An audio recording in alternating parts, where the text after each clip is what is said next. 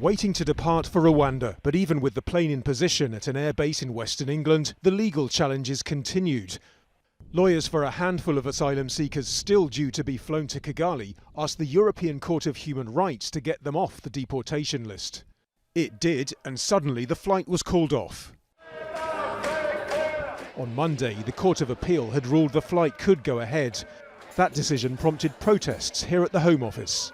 The Home Secretary Priti Patel has always said her department expected the agreement with Rwanda reached in April to be fought in the courts.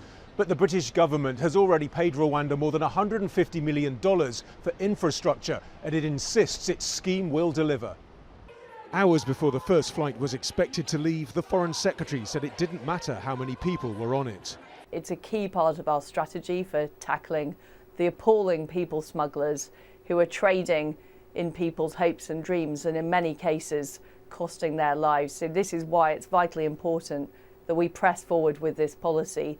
And if people aren't on the flight today, they will be on subsequent flights to Rwanda. While the Prime Minister, chairing a cabinet meeting, made a different argument. The objective is to ensure that we make that clear distinction that I think everybody can see is fair and reasonable between legal immigration to this country by safe and legal routes, which we support and uphold and protect, because we all understand the benefits that it brings, and distinguishing that from dangerous and illegal cross-channel migration, which we intend to stop. Refugee rights advocates point out most people crossing the English Channel don't have a safe and legal route to claim asylum in Britain.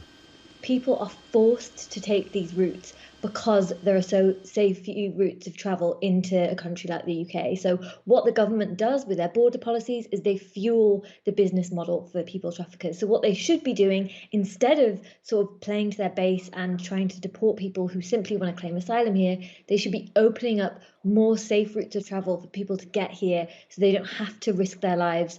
On Tuesday, activists blocked the road near a detention facility, trying to stop vans taking anyone on the flight list.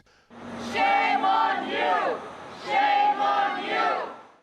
They're hoping a wider case next month challenging the plan's legality will stop any flights from going ahead. Nadeem Barber, Al Jazeera, London.